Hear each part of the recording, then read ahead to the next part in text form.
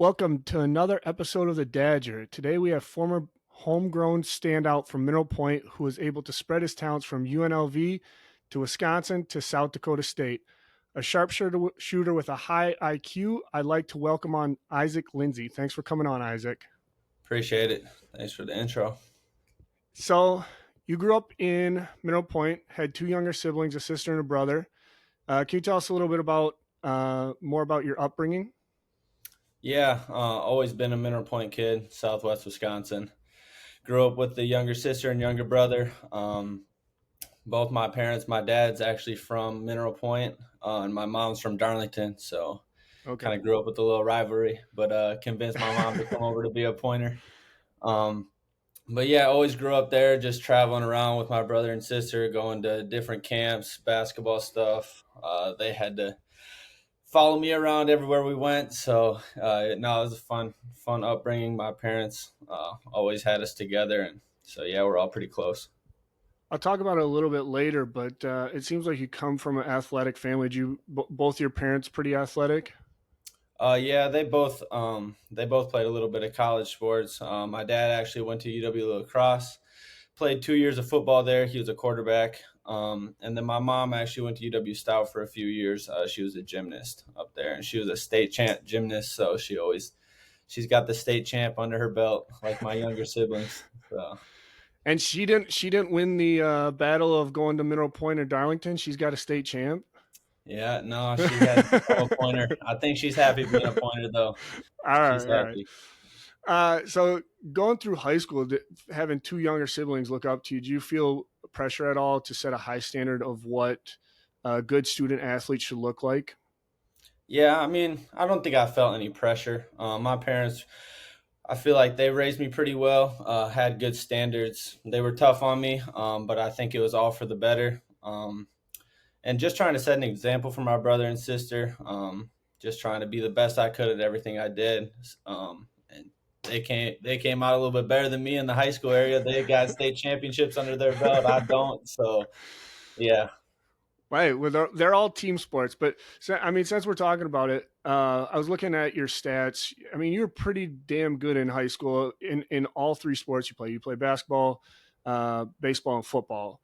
Um, but since you went to play it collegiately, safe to assume basketball was your first love. Yeah, I would say as a kid, basketball was for sure. As I aged and got into high school a little bit, it turned into football. If I'm being honest, football is probably my favorite sport. I love watching football. I love playing it. I just didn't really get into it that much until I was in high school. I kind of just showed up for practice day one and let's run. But my dad kind of had me into basketball as a kid, and we were traveling all over the country doing that. So I was just a little bit more ahead in basketball than I was football. Yeah. Did you play AAU basketball then?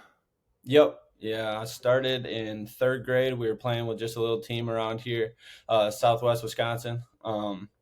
Then fourth grade, I switched over to Wiz Hoops, which is a local team. Yep. And kind of funny story. We were up at the Dells playing at Wisconsin Dells High School. We had to play this team from Racine called the Bray Center, and they came out and we got beat by like 40. And right there my dad was like, yeah, we're not in the right places if you want to go where you want to go. So he got online that night and was looking up best AU programs in the area and doing stuff like that. And we came across a team out of Milwaukee called Wisconsin Playground Elite. They were Okay. actually ranked number one in the country then. Went and tried out for them, made that team.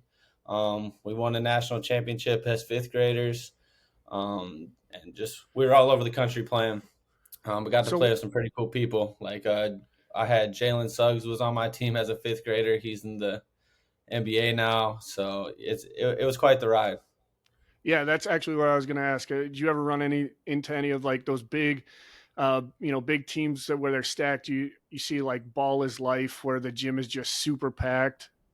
Yeah, no, we played in some crazy atmospheres. Even in high school, I played with Phenom University out of Milwaukee. It was a Nike EYBL school.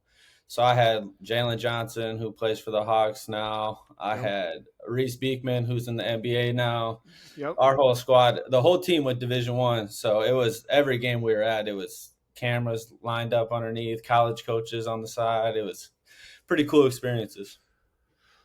We'll switch gears here and talk a little bit about your other high school sports. You put up some pretty big numbers in football. Over your 4-year career, you passed over 7,000 total yards, which the exact number was seventh all time in state history, I believe, and 85 touchdowns, which is fifth in state history. Were you ever getting looked at by colleges for football as well? Yeah, it kind of started coming my junior year and senior year.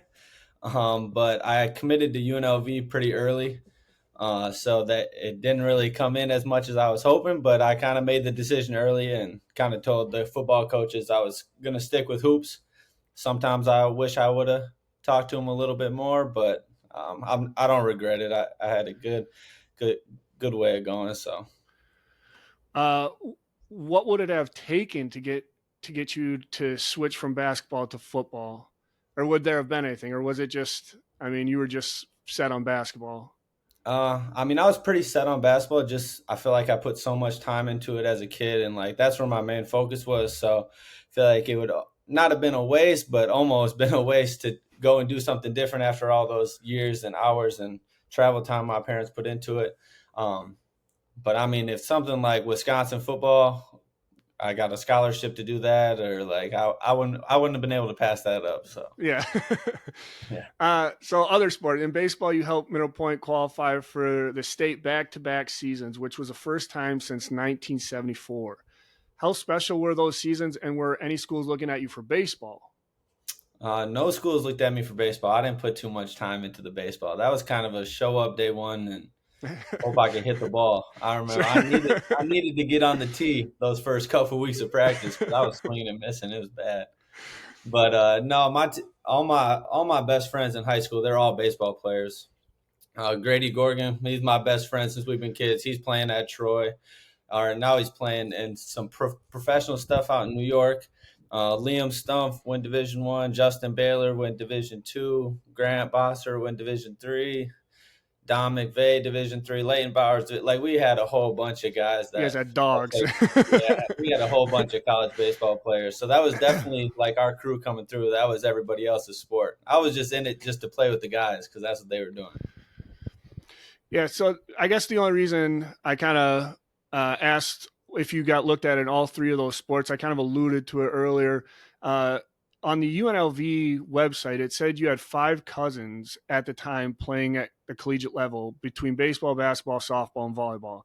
Do you think growing up with that many athletes in your family mentally made you want to push yourself to be better? Oh yeah, for sure. I mean, my older cousins, that's who I looked up to going through everything.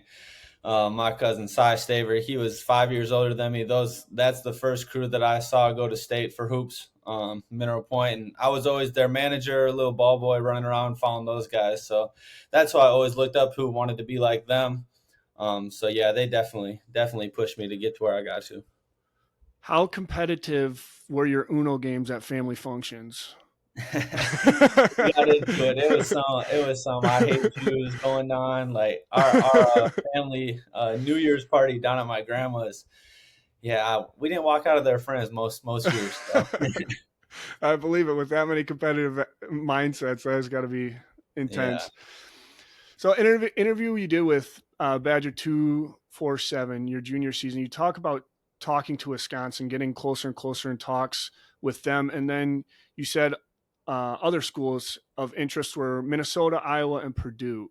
It sounds like you were really leaning towards a Big Ten school your junior year. Was there something that switched between junior and senior year that made you choose UNLV? I mean, I always wanted to play in the Big Ten. That was kind of I always grew up watching Big Ten. We had season tickets to Badger games. I wanted to play in the Big Ten. But at the end of the day, none of those schools offered me. They were waiting on me to get a little bit bigger, and I just didn't in high Sure. school. So that's what ended up causing me to go to UNLV. But I also had a really good relationship with the coach at UNLV.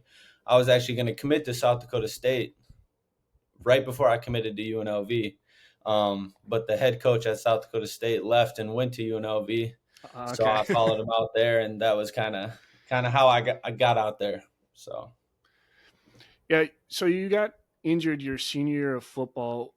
Was that a serious injury? And when it happened, were there schools that had showed interest that kind of fell off once they got the news of the injury, or was that? I mean, I obviously don't know how to recruitment works, but like, yeah. I don't know if that's a thing. Yeah, no, I mean, luckily I was already committed to UNLV at that point Okay. verbally, and I committed right after football season.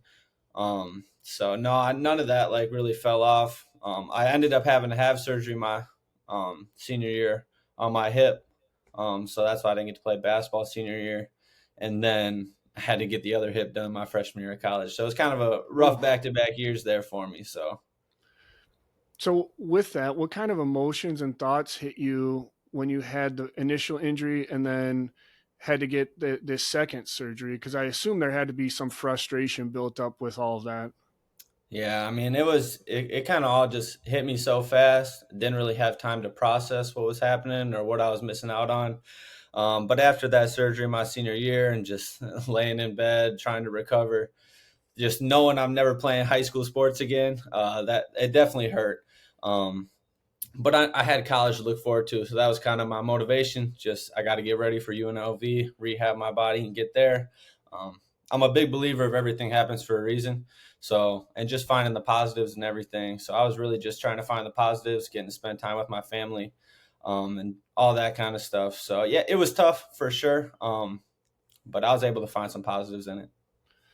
Other than the drive to still play collegiately, were there people that really helped you through that to keep your spirits up, keep pushing you get back to the level that you had been playing at?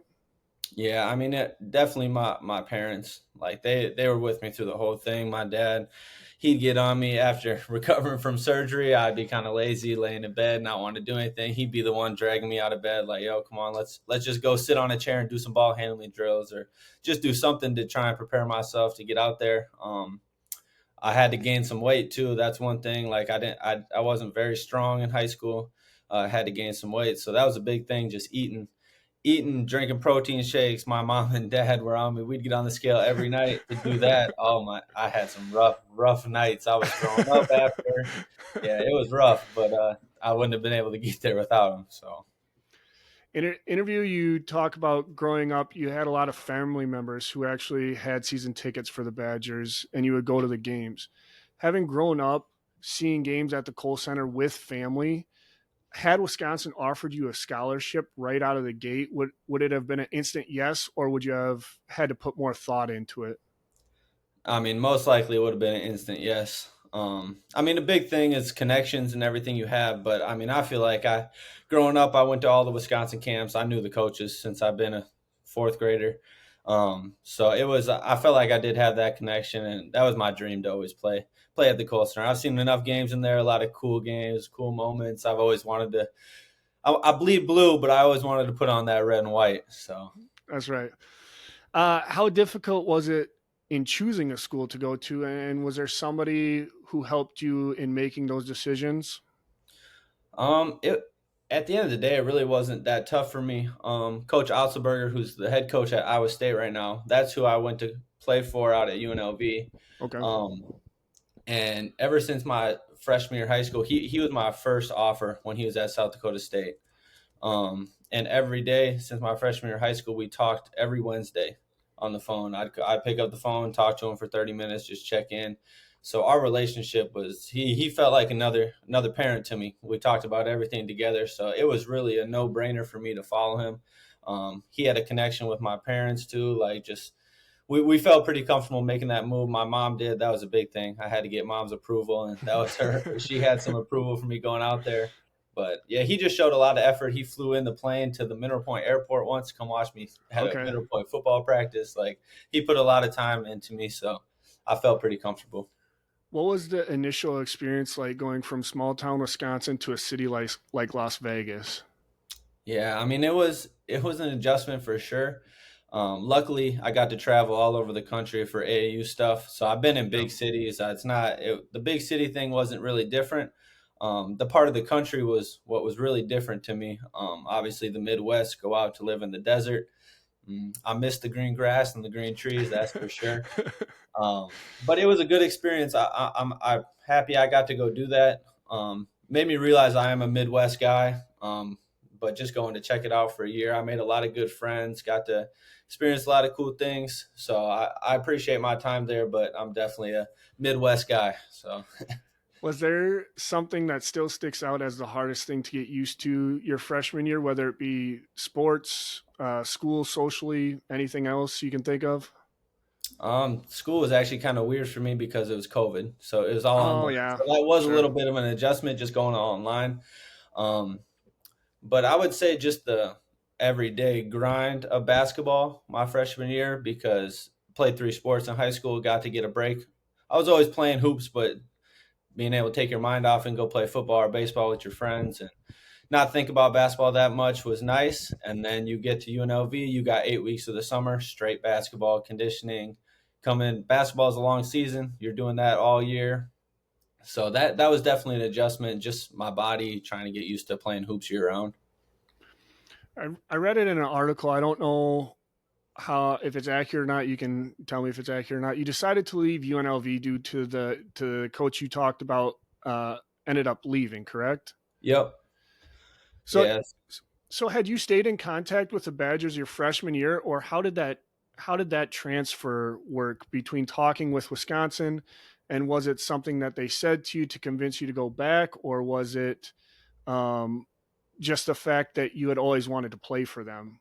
Yeah, I mean, once I found out Coach Otts was leaving, um, I wanted to come home. I mean, to be honest, I was homesick. Like I did want to come home, be somewhere close to family again.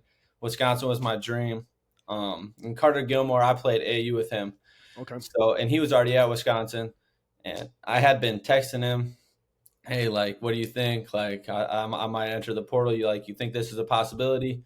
Um, he talked to us, the coaches for me a little bit just to get some feelers. We weren't trying to break any rules, but I needed some feelers before I did anything. right. Um, and it sounded like there was a possibility for a spot for me. So once I entered the portal, um, talked to Coach Crab that next day and told them like I'm on board.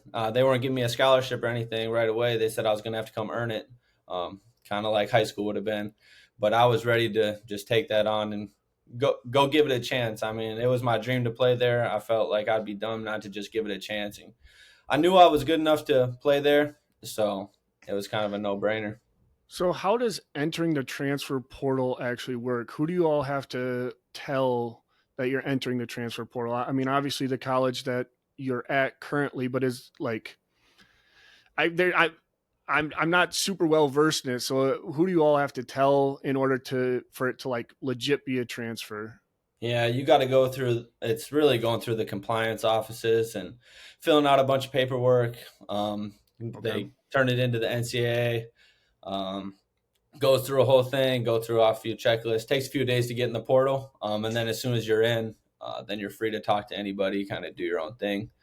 So each place is different, though. Like your relationship with the coaches that you leave, like if they're going to allow you to use their facilities when you transfer, or if they Sure. just cut you off, like it's different everywhere. So Um since you had been in talks with Wisconsin, was there anybody else who had reached out when you entered the transfer portal, or was it just so quick that you kind of had already made your decision you're going to Wisconsin that it was done?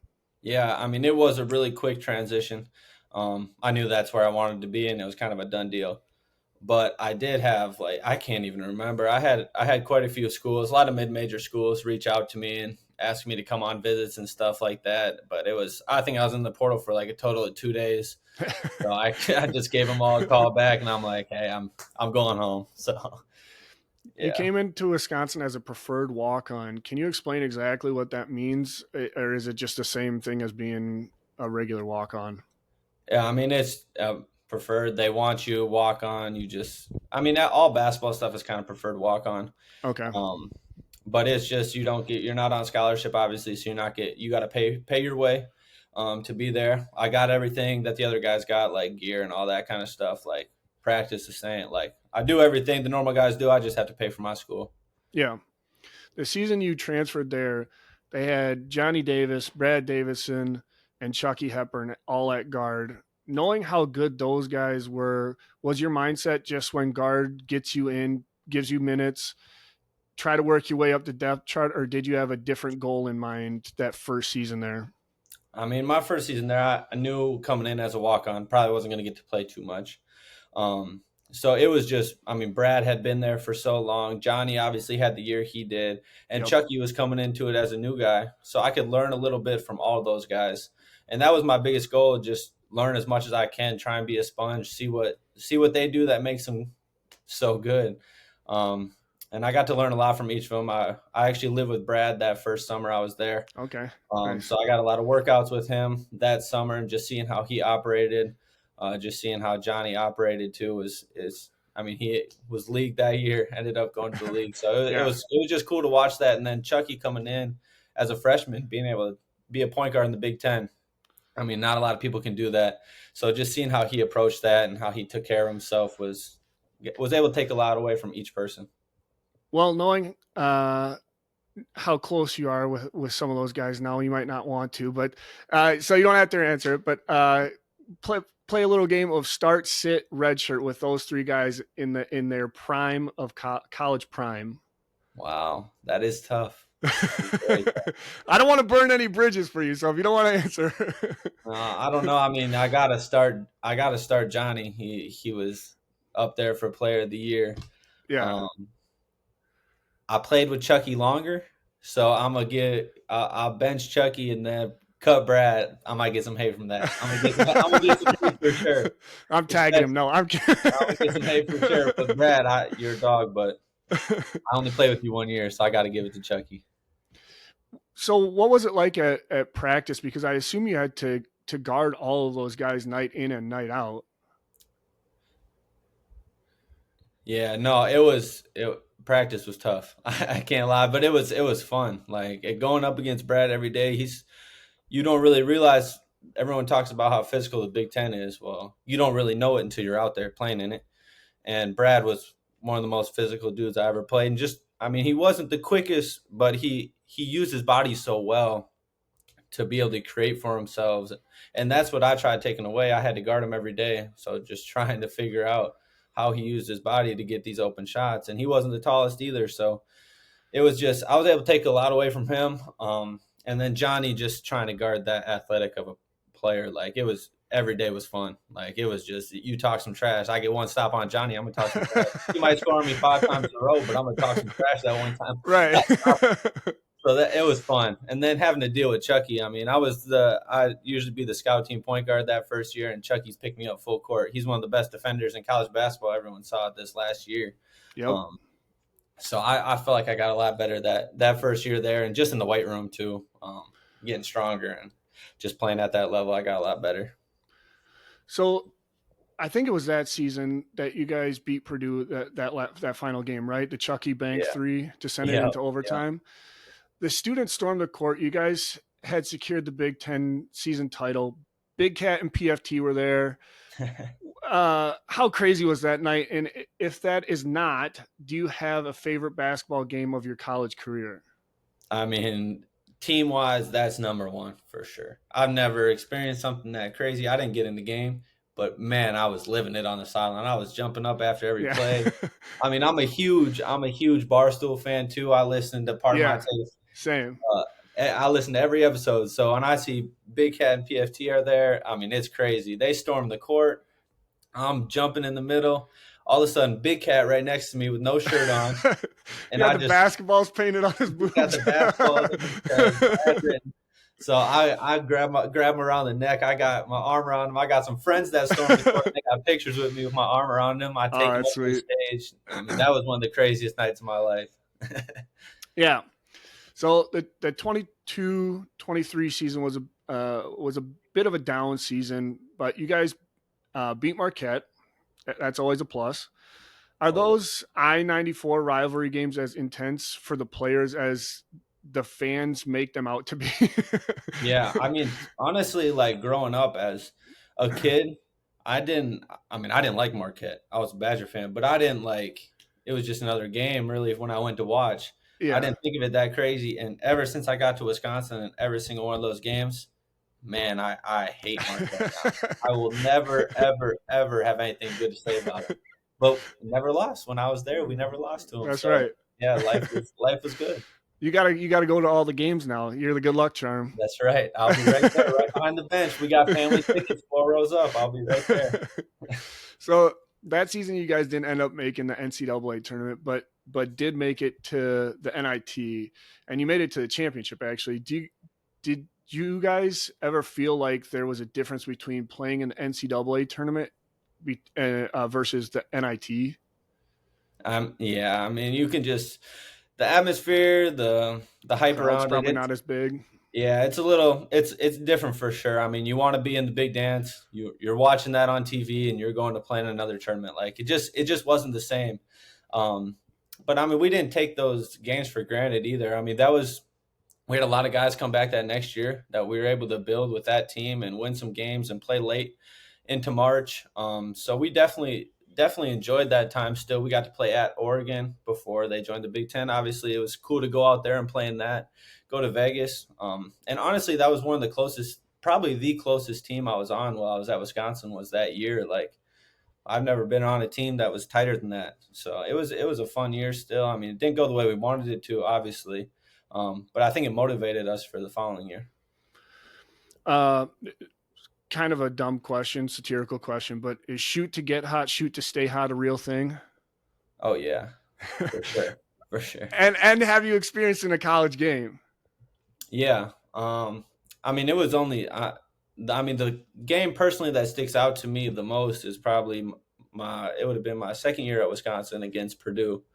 We ended up losing that game, which sucked. But that first, I mean, I only took 3 shots. I made all three, but I just was going in there. They needed a little spark, like things weren't going well, and I got in there and just started letting it fly. And they were going in. The first one went in. It looked even bigger the second one, and then the third one. I'm like, I got to get this one up. So, no, it's a real thing though. If you had a preference, would you prefer uh, to spot up or come around a screen, like curl around a screen to shoot? First one, I'd prefer to spot up, get your feet set, and just get that first feel. But once that first one goes in, it doesn't matter what you're doing. You pull off anything, everything's going to feel good then. So back to the 2022-23 season, that off season, uh, in an article I read, it said that the scholarship that you had been given prior was not guaranteed that the scholarship would have been extended into the next season. Yep. Did that play a role in why you ultimately transferred? Um, I mean, I wanted the scholarship is why I transferred. I mean, to play at Wisconsin, obviously. Um, but I wanted a scholarship when I was there. And are you Yeah, asking like my transfer to South Dakota State or? yeah. Um, I mean, part of it, yeah. I didn't want to pay for school. I didn't want Yeah. any debt from school. So I mean, but at the end of the day, no. Like it was more of a basketball thing. They were going to take care of me at Wisconsin. I wasn't worried about the financial situation. They were going to take care of me. But I just wanted to my last year. I just wanted to go try something a little different and just. I always felt like I had a connection to South Dakota State. Um, and I just wanted to give it a chance. I mean, I didn't want to leave really, if I'm being honest. Those are my best friends at Wisconsin, at my dream school. I didn't want to leave, but I just had a gut feeling like just go try it, go give yourself a shot. You only got 1 year left, so that's kind of what led me to go do that. Still living in Madison now, like we talked about prior to starting recording here. You got a favorite spot in Madison? Is it the? I should ask this: is the spot your favorite spot now the same as when you were in college, or is it different? And then what's Uh, your favorite spot now? no, I still got a favorite spot. I haven't been there in a while, but it'll forever be my favorite spot. Natty's fast food, Okay. down on Park Street, hidden in the wall, but they got the best fried chicken. The chicken wings are the best ever. So get the mild sauce with it and just pour the mild sauce all over it. So the season that off season that you transferred, they saw the likes of you, Connor Season, AJ Store, Gus Yeldon, and a couple others transfer out. Do you think there was a specific reason for all those guys transferring out, or was it just everybody had a different reason? Or Yeah, is it just now that's the nature of college sports with the transfer portal and NIL money? yeah. Unfortunately, that's just the nature of college sports now. NIL is obviously a big thing. It's kind of sad to see the way it's going because those teams at Wisconsin, we were so close. Everybody was so close. Like we didn't care who played, what happened. Like we love playing together, and I feel like that's kind of fading now in Yeah. college. But it makes sense. Like also as a player, you want to go make the most money you can in this short span of time that you have in college. So you kind of have to take a chance, and it's just the way it is now. So The We talked a little bit about it, but you ended up transferring to South Dakota State. Did that transfer process look the same as when you transferred from UNLV to Wisconsin, or was the process a little bit different for that one? I mean, um, obviously, you probably still had to, fill out the paperwork and transfer yeah, portal and stuff like that. But you had said you had um, Carter Gilmore kind of on yep. the ins at Wisconsin. So did you have somebody, I guess, at South Dakota State that you had an in with as well? Yeah, I did. Matthew Morse. He was at Wisconsin my first year. Too. He was a freshman, South Dakota kid. He transferred back to South Dakota State, so I knew him there. We had some conversations. But I mean, I was so close with the Wisconsin coaching staff too. Like they were with me through the whole process. Like we talked it through, staying, leaving, all that. So and Coach Crab, he's originally from South Dakota. So Okay. he Yep. knows all those South Dakota State coaches, had that connection. He reached out for me actually just to see what things would be like to help me make sure I was making the right decision. And then all those assistants that are the head coach that was with me, Coach Hendo at South Dakota State, they were all assistants when I was in high school. So Okay. I knew all those coaches already. I had a pretty good relationship with them. So it was a pretty smooth transfer. I would say it was similar to Wisconsin. Sure. Still had that Midwest feel to it. For sure. Yeah, a lot smaller, but still Yeah. Midwest. Yeah. Okay. So perfect. Going from a couple years in Madison to Brookings, South Dakota, was there any major differences that took some time to get used to? Yeah, I mean, there's not much to do in Brookings, South Dakota. Which personally at that time, like I was in my fifth year of college, like I wasn't really looking for much to do. I was going there for hoops. I love gaming. So it was hoops, game, watch sports, chilling. Like it was kind of a fun last year just to play hoops and relax, and there wasn't much to do, so it was good. Looking back on it and knowing what you know now, is there anything you would have done differently, whether it be go to a different school your freshman year or transfer somewhere else? Yeah. I mean, I always kind of think about that. I don't regret my journey at all because I got to meet so many great people and live out so many cool experiences that a lot of people wish they could. So I don't regret anything I did. Um, but if I were to look back on it and just for people that are getting to the next level, I think if you're not recruited highly by a high major and that's your goal to get there, you should go to a mid major where you can hoop and do your thing, early. And then those high majors have more value because you already proved yourself at the college level. Like Max Klesman, he's my best friend at Wisconsin. He did the whole Wofford thing for a couple Yep. years. He didn't have a Wisconsin offer out of high school. He went and did that, and look what he did at Wisconsin. So I think you can take a lot of routes, but if I were to change one thing, it would probably to do that, try and go that route a little bit. But I don't regret it though. I don't. So fast forward to today, it looks like you're now working in sales. Do you think playing basketball in college has given you any sort of advantage in a fast-paced, hardworking environment like sales? Yeah, for sure. I mean, I don't sales. You're trying to win the sale. So it's like basketball. I don't like losing. So if I lose a sale, I'm upset with myself. It makes me go chase some more. So yeah, it definitely carries over just because it's a competitive environment, and that's what I've always been in.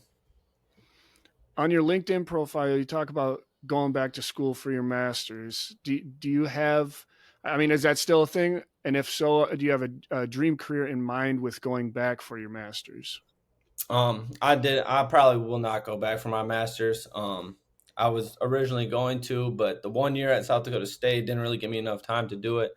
So No, I didn't, and I had some pretty good connections to get me started at the job that I'm at right now. I love it. I got a great boss, great people around me. I get to work in my hometown area, be around people I love to be around. So I'm pretty happy with where I'm at. I know it's still fresh, but has it been difficult with you now not having practice and playing basketball at such a high competitive level, every single day? Or do you think it won't really hit until, maybe basketball season actually rolls around this next year? Yeah, I think it'll hit more definitely when basketball comes around. But even just thinking about the like your daily life as a college basketball player, like just you go lift, you go to practice, like your summers are pretty chill. I miss that. Like it is, I do miss it. I didn't think I would miss it just because it was basketball was a grind. Like on my body, I was kind of always banged up and stuff.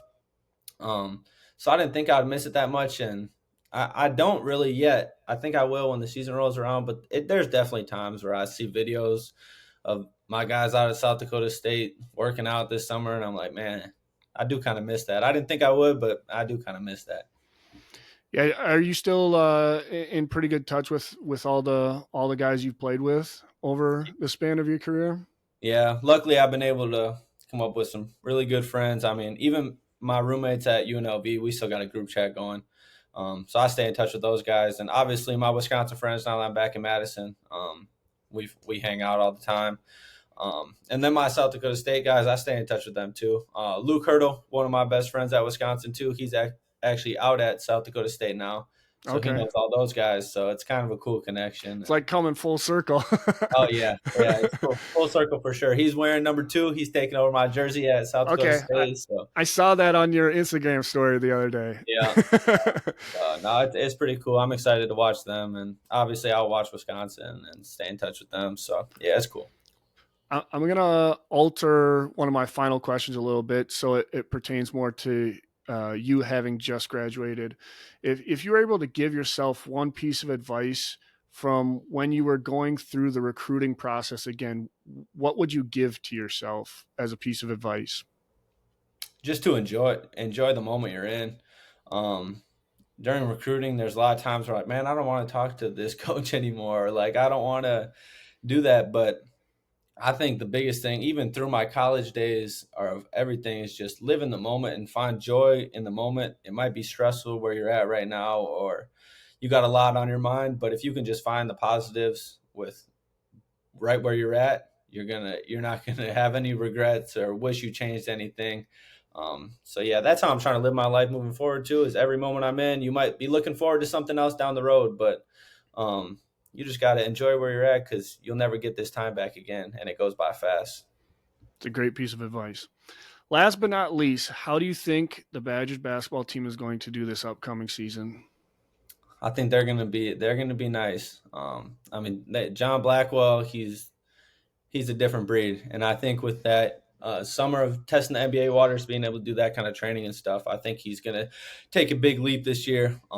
Never been around a guy. I mean, I was there for him his freshman year there and just got to watch what he did as a freshman. Now going into his junior year, he's gonna have a great year. Nolan Winter, obviously big things from him. Big smooth right there. You don't see Yeah, a footer like that being able to move like and do the things he does. So I'm excited for those boys. I mean, Jack Janicki, he was a walk on my year there. And he was just a grinder. So being able to see him do what he's doing, I'm so proud of that kid. It's he it's got his awesome to tooth see. knocked out last year. Yep, yeah, he's a grinder. He'll stick his nose in there. They call him a JYD, junkyard dog. Right with everybody. But I think they got some really good pieces too in the transfer portal coming in. They'll be solid, and it's just interesting to see. This is kind of the era now. It's someone new every year. They're bringing in new people every year, so you don't know until they get on the court. But that coaching staff always does a great job of preparing for the games, and they've been doing a great job in the portal, bringing in the right guys. That's one thing they always talk about Wisconsin. Like that culture is got to bring in the right people. You can't just bring in anybody. Yep. And Coach Gard does a great job of doing that. I'm gonna break my rule here of the last two questions, but it just came to me. Did you after college? Did you ever think about trying to play like any Euro ball? Yeah, that was going to South Dakota State was kind of go see how that year went, and then hopefully play Euro ball after. Um, but I was banged up at South Dakota State too. Like I had just injuries going on, and I just couldn't get my body right the whole time I was there, and I just felt my body kind of yelling at me to just hang it up. It was hard to Sure. hang it up, but it was time. So I got a lot of buddies going over there that are going to play overseas now. So it'll be cool to see them live that out and talk to them and see how it is. But I'm happy with where I'm at, and yeah, life's good being back at home. I'm a hometown guy, so There you go. You can go visit them. That's exactly. so. All right, huge thanks to Isaac Lindsey for hopping on this episode of the Dadger. From small town Wisconsin to the Kohl Center, his story is a great reminder of what it means to chase your dreams, stay true to your roots, and make the most of every opportunity. If you like this episode, make sure to like, follow, and subscribe, and drop a comment on who you think we should have on next. And as always, on Wisconsin.